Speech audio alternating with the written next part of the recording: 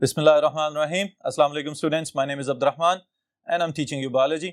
Students, इस session में हम कंटिन्यू करेंगे with some common diseases related to the nutrition कि न्यूट्रिशन के अमल के दौरान बाज़ औक़ात गड़बड़ हो सकती है, कुछ बीमारियां और उनकी अलामात, जिनमें से चंद एनलिस्टेड डिजीजेस यहाँ पे जो हमारे सिलेबस में शामिल हैं, इनकी डिटेल्स हम अभी बोर्ड पे देखते हैं. Alright students, this session will be more informative. Okay, some common diseases related to the nutrition, or they can be related to the abnormalities of digestive system. Okay, और physiological abnormalities की हम बात कर रहे हैं. Alright students, अब इसमें basically ये इंफॉर्मेटिव मैंने इसको इसलिए कहा है कि इसमें हम गपशप करेंगे इस लिहाज से कि हम खा क्या रहे हैं, quality of food, quantity of food, और फिर उसके बाद जो बहुत ज्यादा अहम चीज है वो है हाइजीन, सफाई सुथराई का क्या मयार हमने अपने लिए सेट किया हुआ है. तो इन सब चीजों से रिलेटेड हैं ये डिजीजेस, जिसमें सबसे पहली बात आ रही है students, this is dyspepsia. Alright, the first disorder is dyspepsia. Dyspepsia क्या चीज है, इसको हम यहां पे स्टेट करते हैं. इनकम्प्लीट और insufficient digestion of food. जी स्टूडेंट्स, अब इसका क्या मतलब है कि हम खुराक को डाइजेस्टिव सिस्टम में इंजेस्ट करते हैं और उसके बाद हमारी ये कोशिश होती है कि हम इसको डाइजेस्ट करना शुरू कर दें, हजम कर दें. ऑलराइट, लेकिन डिस्पेप्सिया जिसका लफ्जी मतलब है बदहजमी, यानी कि खाने का सही तरीके से हजम ना होना, इसीलिए हमने इसको दो आसान तरीन अल्फाज में मेंशन किया है कि या तो ये नामुकम्मल ब्रेक डाउन है या फिर नाकाफी ब्रेक डाउन है कि इतने छोटे पार्टिकल्स में जिसको कन्वर्ट करना जरूरी था, खुराक उतने छोटे पार्टिकल्स में कन्वर्ट नहीं हुई. और इसकी वजह क्या हो सकती है, ये कॉजेज हम स्टूडेंट्स इसके बाद देखते हैं. पहले वो अलामात जानते हैं कि जिनकी बुनियाद पे हम ये डिक्लेयर करेंगे कि this person is suffering from dyspepsia. All right, so what are the characteristics or symptoms? इसमें स्टूडेंट सबसे पहली चीज, there is abdominal discomfort. What is abdominal discomfort? इसका मतलब क्या है कि नॉर्मली हम अपनी होम्योस्टैटिक स्टेट की जब ऑप्टिमम कंडीशन अचीव कर चुके होते हैं तो उस वक्त हम अपने आप को बिल्कुल हशाश बशाश और फ्रेश फील कर रहे होते हैं. ऑलराइट, लेकिन अगर किसी दिन ऐसा हो कि आप बहुत ज्यादा ऐसी खुराक खा चुके हुए हैं कि जो आपको हजम करने में दुश्वारी पेश आ रही है, या उसमें बीन्स वगैरह बहुत ज्यादा शामिल थे, तो ये वाली सारी चीजें हजम करने में कुछ टाइम लगता है. ऑलराइट, उस केस में ऐसा पॉसिबल है कि आपको पेट के अंदर भारीपन फील होना शुरू हो जाए. तो इस कंडीशन को हम कहेंगे दिस इज एब्डोमिनल डिस्कम्फर्ट, के पेट के अंदर गड़बड़ फील हो रही है और नॉर्मल फीलिंग नहीं आ रही. ऑलराइट, इसके साथ ही साथ ये कंडीशन उस वक्त बढ़ जाती है कि जब हम इसके अंदर फ्लैटुलेंस का इजाफा कर दें, कि इस तरह की फीलिंग आना शुरू हो जाए कि पेट में गैस भरना शुरू हो गई है. ऑलराइट, अगर गैस भरती चली जाए तो यूं फील होता है कि जैसे पेट भरा हुआ है. आप उस वक्त कुछ खाने की कोशिश भी करें तो आपको पहले से ये फीलिंग आ रही होती है कि पेट भरा हुआ है और इस वजह से मजीद कुछ खाने की जरूरत नहीं है. अब स्टूडेंट्स ये भी जान लें कि गैस जरूरी नहीं कि वो जो खाना खा रहे थे सिर्फ उसी की वजह से हुई हो. कुछ इस किस्म के माइक्रो ऑर्गेनिजम्स आपके स्टमक में चले जाते हैं जो वहां पे जाके फर्मेंटेशन का प्रोसेस करना शुरू हो जाते हैं. उसकी वजह से स्पेशली एनारोबिक बैक्टीरिया वगैरह, जैसे ही कार्बन डाइऑक्साइड गैस प्रोड्यूस होगी और आपका पेट फूलना शुरू हो जाएगा और फ्लैटुलेंस वाली कंडीशन होगी, आपको इस तरह से फीलिंग आना शुरू हो जाएगी जैसे आपने पहले से बहुत ज्यादा कुछ खा लिया हुआ है और मजीद गुंजाइश नहीं रही. Alright, this condition is known as flatulence. फिर उसके बाद अगली जो कंडीशंस हैं, they are common. One is nausea and second one is vomiting. Alright students, specially छोटी उम्र के बच्चों के अंदर ये कंडीशन हमें नजर आती है कि जैसे ही उनका पेट खराब होगा फौरन मतली आने वाली कंडीशन होगी, ऐसी फीलिंग आएगी कि दिल खराब हो रहा है और किसी भी वक्त उल्टी हो सकती है, और उल्टी कर देना, वॉमिट कर देना। तो ये दो बुनियादी अलामात इसके अंदर हम शामिल कर रहे हैं। फिर उसके बाद एडल्ट्स के हवाले से एक टर्म मैं यहां पे लिख रहा हूं, this is known as regurgitation. Alright students, regurgitation के साथ एक और टर्म भी मैं मेंशन कर देता हूं, this is known as GERD. Okay, अब रीगर्जिटेशन या रीगर्जिटिटी, ये स्टेटमेंट या ये वर्ड निकला कहां से, इसको भी समझ लें। बाज़ औक़ात ऐसा होता है कि जो जुगाली करने वाले जानवर हैं स्टूडेंट्स, उनको अगर आपने गौर से देखा हो तो पहले खाते रहते हैं और उसके बाद फिर बैठ जाते हैं, और खाने के बाद वो उसी खाने को वापस मुंह में लेके आते हैं और चबा चबा के फिर छोटे पीसेस के फॉर्म में उसको निगल जाते हैं। ऑलराइट, अब इस प्रोसेस को बुनियादी तौर पे बोला जाता है रीगर्जिटेशन। ओके, हमारे डाइजेस्टिव सिस्टम के अंदर दिस इज एन एबनॉर्मेलिटी और डिफेक्ट कि जो खाना आप खा चुके हुए हैं अगर वो वापस आना शुरू हो जाए गैस्ट्रोएसोफेजियल रिफ्लक्स की फॉर्म में, तो हम कहेंगे भाई ये कंडीशन गड़बड़ वाली कंडीशन है और आपका डाइजेस्टिव सिस्टम सही तरीके से खाने को हजम नहीं कर पा रहा, तो ये वाली स्टेट डिस्पेप्सिया की स्टेट में शामिल की जाएगी। ऑलराइट स्टूडेंट्स, फिर यहां पे मैं एक छोटी सी बात और आपको बताता चलूं कि जरूरी नहीं कि ये सब अलामात सब लोगों में ही जाहिर होना शुरू हो जाएं। Different people have different symptoms of dyspepsia, depend करता है कि किस एज ग्रुप से आपका ताल्लुक है। ऑलराइट, और अगर एडल्ट्स हैं तो कहीं किसी और डिजीज के अंदर पहले से मुब्तला तो नहीं हो चुके हुए, तो इस वजह से हम यहां पे एक स्टेटमेंट लिख लेते हैं,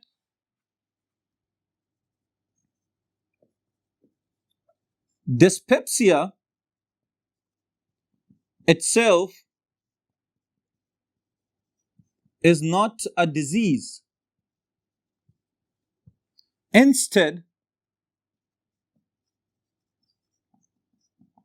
it is symptomatic of many diseases or different types of diseases. Alright students, अब इससे क्या मुराद है कि जरूरी नहीं कि अगर खाना हजम नहीं हो रहा तो ये बजाते खुद बीमारी है। ओके, लेकिन ऐसा भी हो सकता है कि वो पर्सन किसी और डिजीज से पहले ही सफर कर रहा है और उसके साथ ही साथ उसको खाना हजम नहीं हो रहा, तो he may suffer from the condition of dyspepsia. Alright students, अब इसके कॉजेज की तरफ चलते हैं कि क्या वजूहात हैं जिसकी वजह से खाना हजम नहीं हो रहा। Alright students, causes of dyspepsia. जी स्टूडेंट्स, क्या वजूहात पॉसिबल हैं कि खाना सही तरीके से हजम ना हो। सबसे पहले नंबर पे मैं यहां पे एक चीज मेंशन करना चाहूंगा, दैट इज द लाइफस्टाइल, कि कहीं ऐसा तो नहीं कि हम खाना खाने के फौरन बाद बैठ रहे हैं ज्यादा देर के लिए, ओके, या कहीं ऐसा तो नहीं कि हमारी डेली रूटीन के अंदर फिजिकल एक्सरसाइज शामिल ही नहीं है। तो इन चीजों को भी जरूर मलहूज़े खातिर रखें और ख्याल रखें इस चीज का कि खाना खा रहे हैं तो अपनी एनर्जी की नीड्स के मुताबिक खाएं, और कहीं जरूरत से ज्यादा खा रहे हैं तो इसका मतलब यह है कि फौरी तौर पे एक्सरसाइज या वॉक वगैरह को जरूर अपनी रूटीन का हिस्सा बना लिया जाए। ऑलराइट, अब टेक्निकली क्या वजूहात हो सकती हैं। The first one is we can write malfunctioning of stomach and intestine. Alright, हो सकता है कि आपका मैदा या आपकी छोटी आंत जहां पे खाने को हजम किया जाना था वो सही तरीके से काम नहीं कर रहे। Then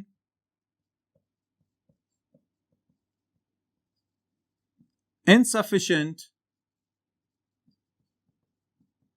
gastric secretions. ऑलराइट, ये भी पॉसिबल है कि जो गैस्ट्रिक जूस प्रोड्यूस होना था वो अपनी काफी मिकदार के लिहाज से, यानी जितनी मिकदार की जरूरत है उतना सिक्रीट नहीं हुआ, ये भी पॉसिबिलिटी है। फिर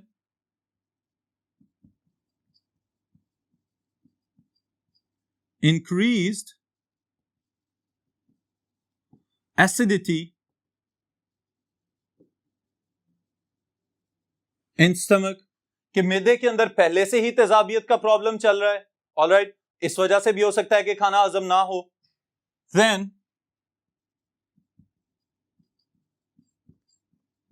insufficient quantity or quality of bile secretions.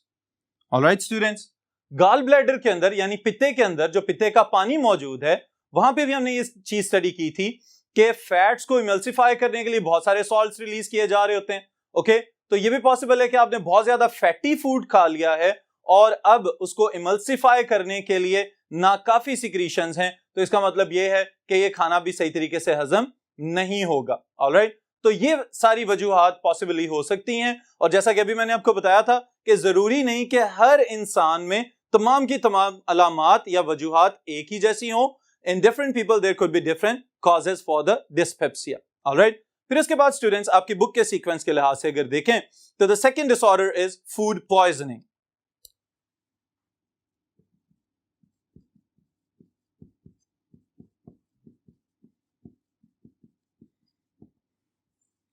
Alright, what is food poisoning?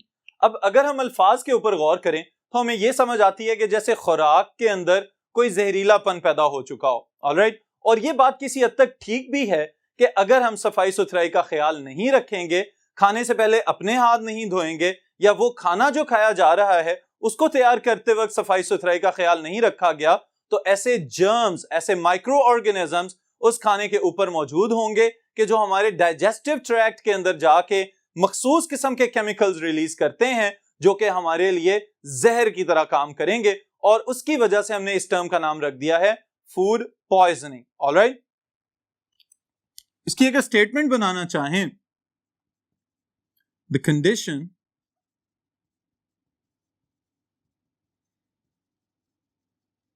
in which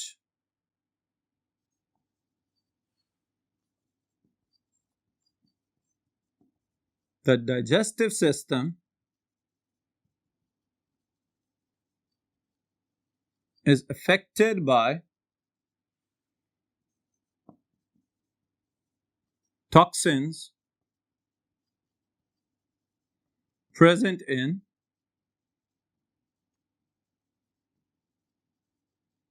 contaminated food stuff. Alright, इसको स्टूडेंट्स एक और वे में भी हम डिफाइन कर सकते हैं. That is illness of indigestion of food due to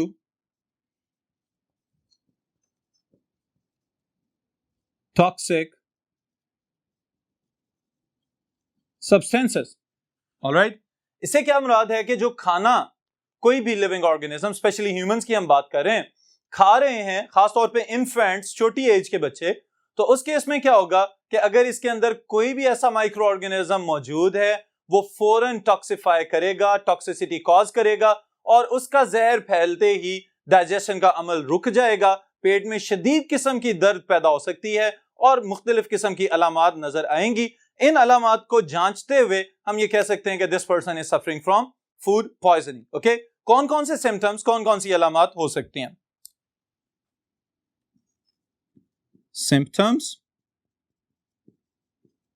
of food poisoning. Okay, इसमें स्टूडेंट्स याद रखिएगा, the first one is again nausea. Alright, मतली आना, दिल खराब होना, यूं लगे कि जैसे बार बार उल्टी आ रही है. फिर इसके साथ दूसरी कंडीशन वॉमिटिंग. ऑलराइट, एक और चीज का इजाफा हो रहा है यहां पे, दिस इज डायरिया. और डायरिया के अंदर भी हम ये चीज पढ़ चुके हैं कि अगर किसी माइक्रोबियल इन्फेक्शन का खतरा हो या कोई माइक्रोबियल इन्फेक्शन हो चुका हो डाइजेस्टिव सिस्टम के अंदर, तो जो लिक्विड्स आपने इनटेक किए हुए हैं वो एब्जॉर्ब नहीं होंगे और लूज मोशंस की फॉर्म में डिफिकेट होना शुरू हो जाएंगे और उसी तरह से वो खारिज होते चले जाएंगे, यहां तक के डिहाइड्रेशन का, पानी की कमी का खतरा पैदा हो जाए. ऑलराइट, तो फूड पॉइजनिंग पहले ही माइक्रो ऑर्गेनिजम्स की वजह से हो रही है, तो इसके अंदर भी डायरिया का खतरा पैदा हो सकता है. फिर उसके बाद स्टूडेंट्स एक और चीज मैं यहां पे ऐड कर रहा हूं, and this is double vision all right, fatigue, and severe abdominal pain, especially 12 to 24 hours after the meal. Alright students, अब ये वाली सब की सब खसूसियात हो सकता है कि फौरी तौर पे नजर आना शुरू हो जाए। फौरी तौर से क्या मुराद है कि खाना खाया, उसके बाद स्टमक में गया और स्टमक के बाद स्मॉल इंटेस्टाइन की तरफ जाना शुरू हुआ, तो इसी सफर के दौरान इन तमाम अलामात में से चंद अलामात आपको नजर आना शुरू हो जाएं। खास तौर पे अगर पेट में दर्द होना शुरू हो जाए और बार बार दिल खराब होना शुरू हो जाए, तो इसका मतलब यह है कि डाइजेस्टिव सिस्टम में गड़बड़ का आगाज हो चुका हुआ है। और उसके बाद स्टूडेंट्स एक टर्म यूज की जाती है जो उर्फे आम में जिसे कहते हैं मैदा वॉश करवा देना। ओके, तो ये जो मैदा वॉश करवाने की जरूरत पेश आती है, ये भी नॉर्मली फूड पॉइजनिंग के साथ रिलेटेड है। It is a type of cure, लेकिन बुनियादी तौर पे जो हमें समझने की जरूरत है वो क्या है, which microorganisms are primarily responsible for food poisoning, और इसका आगाज कहां से और किस तरह से होता है ये भी समझ लें।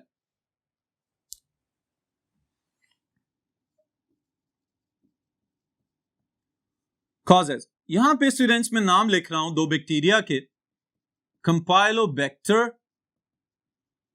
species and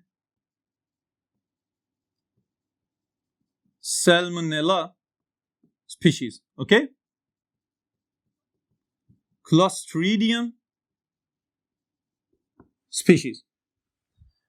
जी स्टूडेंट्स, अब ये जो बैक्टीरिया के नाम मैंने यहां पे मेंशन किए हैं, these are different genera. Okay, इनमें बैक्टीरिया को क्लासिफाई किया जाता है इनकी कुछ खसूसियात की बुनियाद पे। अब ये तीनों बैक्टीरिया रिस्पॉन्सिबल हैं फूड पॉइजनिंग कॉज करने के लिए। ओके, जो कंपाइलोबैक्टर और सैल्मोनेला हैं स्टूडेंट्स, इनके लिए तो आप समझ लें कि ये हमारे इर्द गिर्द कहीं से भी आप खुला हुआ खाना जिसको प्रॉपरली कुक नहीं किया गया या प्रॉपरली धोया नहीं गया, या स्पेशली खास तौर पे गोश्त वगैरह और अंडे और दूध, ऑलराइट, मैं रिपीट कर रहा हूं ये वाली बात कि अगर इम्प्रॉपरली कुक्ड मीट है, ऑलराइट, और अगर अनपेस्चराइज्ड मिल्क है जिसको अच्छी तरह से उबाला नहीं गया, या फिर इसी तरह से अच्छी तरह से फ्राई किए हुए या पके हुए अंडे नहीं है, and they are already infected with these bacteria, और ये भी पॉसिबल है कि ये बैक्टीरिया उन जानवरों के बॉडी के अंदर या उनके गोश्त के अंदर मौजूद हो जिनको हम खुराक के तौर पे इस्तेमाल करते हैं।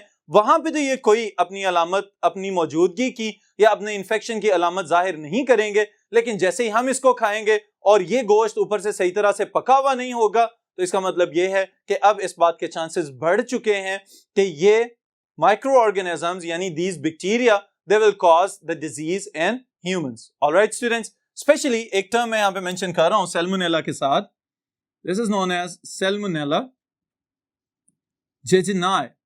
ऑलराइट, इसके नाम से आपको समझ आ जानी चाहिए कि ये वो बैक्टीरियम है कि जो बीमारी फैलाएगा आपके जेजनम वाले पार्ट में, स्मॉल इंटेस्टाइन को इफेक्ट करना शुरू करेगा। ऑलराइट, फिर इसी तरह स्टूडेंट्स जो क्लोस्ट्रीडियम मैंने यहां पे मेंशन किया है, clostridium botulinum, alright, this genus is already very famous due to its another member, और इसका नाम क्या है, क्लोस्ट्रीडियम टेटनाई। ऑलराइट, वो वाला बैक्टीरिया जो टेटनस का बायस बनता है, उसी जीनस से इस बोट्युलिनम स्पीसीज का भी ताल्लुक है, और ये स्वीयर किस्म की फूड पॉइजनिंग कॉज करता है, और इतनी स्वीयर कि डायरेक्टली अटैक कर देता है सेंट्रल नर्वस सिस्टम के ऊपर। ऑलराइट, यानी कि वो नर्व्स जो आपके मसल्स और बाकी बॉडी पार्ट्स के साथ नर्वस कोऑर्डिनेशन का बायस बनी हुई हैं, उन नर्व्स की सिग्नलिंग प्रोसेस को बाज़ औक़ात अफेक्ट कर देता है, जिसकी वजह से कार्डियक और पल्मोनरी पैरालिसिस का बायस बन सकता है। ऑलराइट स्टूडेंट्स, अब इससे क्या मुराद है कि दिल की धड़कन को मफलूज कर देना, या जो हमारे फेफड़े जो बार बार एक्सपैंड और कॉन्ट्रैक्ट होके हमारे लिए गैसियस एक्सचेंज का बायस बन रहे हैं पसलियों के इंटरकोस्टल मसल्स की वजह से, इस अमल को भी मुकम्मल तौर पे रोक देना। और जब ये प्रोसेस नहीं होगा तो आप अंदाजा लगा सकते हैं कि क्या इस ह्यूमन का जिंदा रहना पॉसिबल है no, that will be impossible. तो इसका मतलब ये है कि clostridium botulinum it causes severe type of food poisoning. तो स्टूडेंट्स इस बात का जरूर ख्याल रखें कि इवन अगर आपके घर में पकाने के लिए कोई चिकन या गोश्त लाया जा रहा है तो समटाइम्स ये आदत होती है कि इकट्ठा ही लेके आ जाते हैं और उसको फ्रीज कर लिया जाता है, ऑलराइट। या फिर समटाइम्स हम मार्केट से बना बनाया गोश्त लेके आते हैं जो ऑलरेडी फ्रोजन रेफ्रिजरेटर्स में वहां पे पड़ा हुआ होता है, और अगर रेफ्रिजरेटर्स के अंदर फ्रोजन फॉर्म में पड़ा होता है तो हम क्या करते हैं, उसको घर पे लेके आते हैं और फिर उसको डीफ्रॉस्ट करते हैं, ओके। यानी कि उसमें से वो पानी वाला हिस्सा निकालने की कोशिश करते हैं ताकि वो मेल्ट हो जाए और नरम हो जाए और फिर उसको पकाना स्टार्ट करें। अब याद रखिएगा यहां पे जो पानी इस डीफ्रॉस्टिंग की वजह से निकल रहा है उसके अंदर सैल्मोनेला की बहुत कसीर तादाद मौजूद होती है, और हमारे याद रखने के लिए यहाँ पे ये बात है कि वो पानी अगर किसी बर्तन को टच हो रहा है या इवन के हाथों को टच हो रहा है ड्यूरिंग कुकिंग तो हाथ भी धो लिए जाएं, बर्तन भी धो लिए जाएं और फिर उसके बाद इसको इस्तेमाल किया जाए, नहीं तो सैल्मोनेला डायरेक्टली कंज्यूम किया जा सकता है by those infants whose mothers are cooking inside the kitchen. Alright students, अगर वो इसी तरह बगैर धोए हाथों से आके बच्चों को खाना खिलाना शुरू कर दें या उन्हीं बर्तनों में आप खुद से खा लें तो उसका मतलब यह है कि आपने सैल्मोनेला को भी साथ ही इंजेस्ट कर लिया और फिर फूड पॉइजनिंग की अलामात जाहिर हो सकती हैं। Alright students, this was a brief explanation about the food poisoning. Okay? फिर उसके बाद नेक्स्ट जो टॉपिक आ रहा है that is obesity, मोटापा।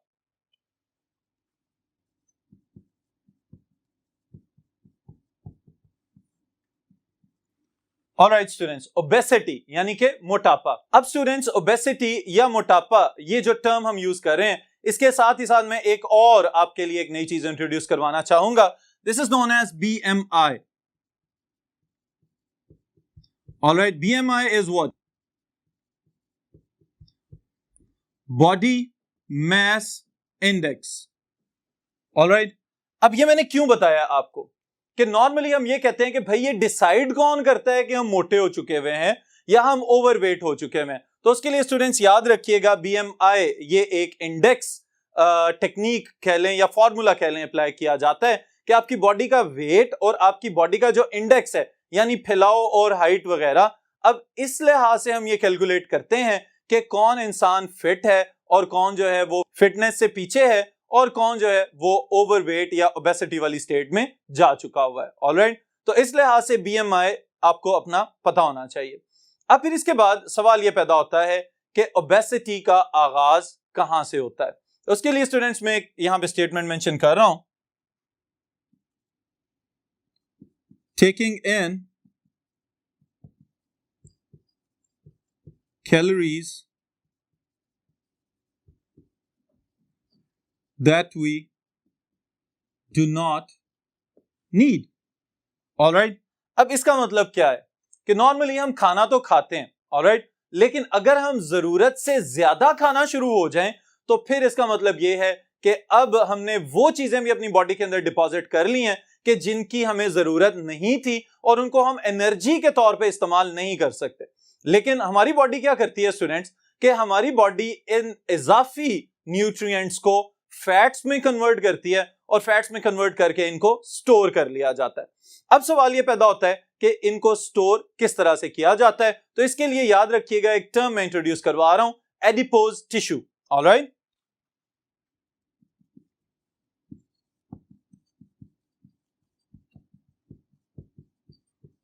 Adipose tissue.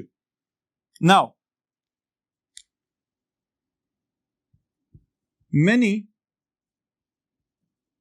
small fat molecules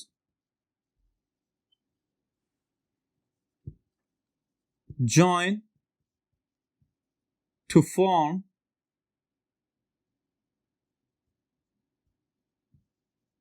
one big globule in the center of the cell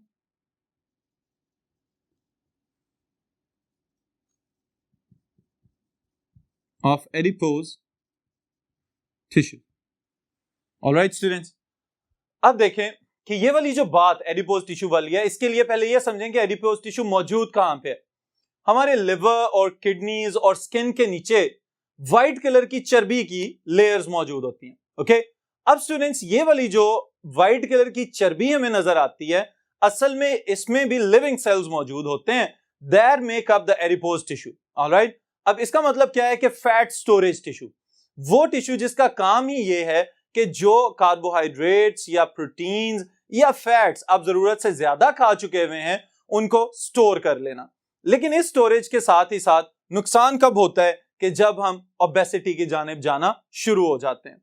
अब obesity की जानिब जब जाना शुरू होते हैं स्टूडेंट्स, तो यहां पे हमें ये याद रखना पड़ेगा कि क्या ओवरवेट होना अच्छी चीज है या बुरी चीज है। तो ऑब्वियसली इसका जवाब कभी भी अच्छी चीज के हवाले से नहीं सुन सकते आप, क्योंकि इसके जो कॉन्सिक्वेंसेज हैं, जो नतायज हैं, अगर ओबेसिटी यानी कि मोटापा बहुत ज्यादा देर तक कंटिन्यू कर लिया जाए तो उसके साथ बहुत ज्यादा मसाइल पैदा हो सकते हैं। और वो क्या क्या प्रॉब्लम्स हैं?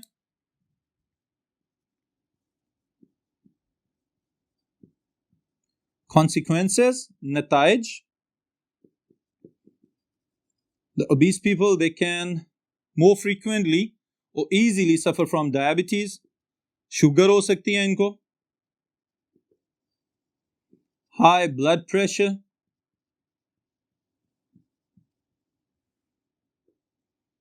or even heart attack. Alright students, ये सब प्रॉब्लम्स इन लोगों में फेस किए जा सकते हैं। ओके, अब मुझे ये आइडिया हो रहा है कि आपके ज़हन में एक और सवाल भी आ रहा है कि ये बीमारियां तो उन लोगों में भी मौजूद हैं कि जो बहुत ज्यादा मोटे नहीं होते, लेकिन इसके साथ एक और सवाल को हम रिलेट कर लेते हैं, और वो क्या है कि बाज़ औक़ात कुछ लोग खाते तो बहुत ज्यादा हैं लेकिन उनमें कभी भी मोटापे के आसार नजर नहीं आते। तो स्टूडेंट्स, इस लिहाज से याद रखिएगा कि इसकी बुनियादी वजह मैं यहां पे मेंशन करने लगा हूं बोर्ड पे। The question is why some people never get fat, alright, even कि बहुत ज्यादा खा रहे होते हैं, ओके, लेकिन उसके बावजूद इनमें मोटापे के जरा बराबर असरात भी नजर नहीं आ रहे होते। तो इसके लिए स्टूडेंट्स याद रखिएगा, the answer lies in the equilibrium of hormones. Alright, अब ये वाला पॉइंट जो मैंने यहां पे मेंशन किया है बहुत अहम है आपके समझने के लिए कि हमारी बॉडी के अंदर जो मेटाबॉलिक प्रोसेस चल रहा है स्टूडेंट्स, इसके अंदर फैट्स बनाए भी जा रहे हैं और तोड़े भी जा रहे हैं। हमारी बॉडी के अंदर गुड फैट्स भी मौजूद हैं और बैड फैट्स भी मौजूद हैं। बाज़ औक़ात ऐसा होता है कि हमारे हार्मोन्स इक्विलिब्रियम मेंटेन करने में कामयाब नहीं हो पाते, जिसकी वजह से बहुत ज्यादा लोग अपनी जरूरत से थोड़ा सा भी ज्यादा खाते हैं तो फौरन मोटे होना शुरू हो जाते हैं। लेकिन इन लोगों में ये फायदा तो है कि इनके हार्मोन्स फौरन ही इनके मोटापे को रेगुलेट कर देते हैं और ये दोबारा से स्मार्ट हो जाते हैं। लेकिन इसके साथ ही साथ इसका एक नुकसान भी होता है कि इनके ब्लड के अंदर जो बैड फैट्स हैं वो सर्कुलेट करते रहते हैं और बाद में फिर ये हाइपर कोलेस्ट्रोलीमिया वगैरह या ब्लड के अंदर ज्यादा कोलेस्ट्रॉल की मिकदार होना या इसी तरह हाई ब्लड प्रेशर वगैरह की बीमारियों में जल्दी मुब्तला हो सकते हैं। ऑलराइट स्टूडेंट्स, तो ये अगर फायदे हैं तो साथ ही साथ नुकसान भी हैं। और फिर एक और बुनियादी वजह कि जिसको हम बिल्कुल झुटला नहीं सकते, दैट इज द हेरिडिटी, कि ये भी पॉसिबल है कि ये वाली खसूसियत यानी कि बहुत ज्यादा खाना लेकिन उसके बावजूद मोटा ना होना, ये वाली खसूसियत हो सकता है कि आबाओ अजदाद से चलती चली आ रही हो और वो कभी भी मोटे हो ही ना। तो ये भी पॉसिबिलिटी हमें नजर आ सकती है। ऑलराइट स्टूडेंट्स, तो ये डिसऑर्डर्स हम फिलहाल यहीं तक इसको रोकते हैं, फिर जो अगले डिसऑर्डर्स हैं इनको इंशाल्लाह कंटिन्यू करेंगे नेक्स्ट सेशन के अंदर।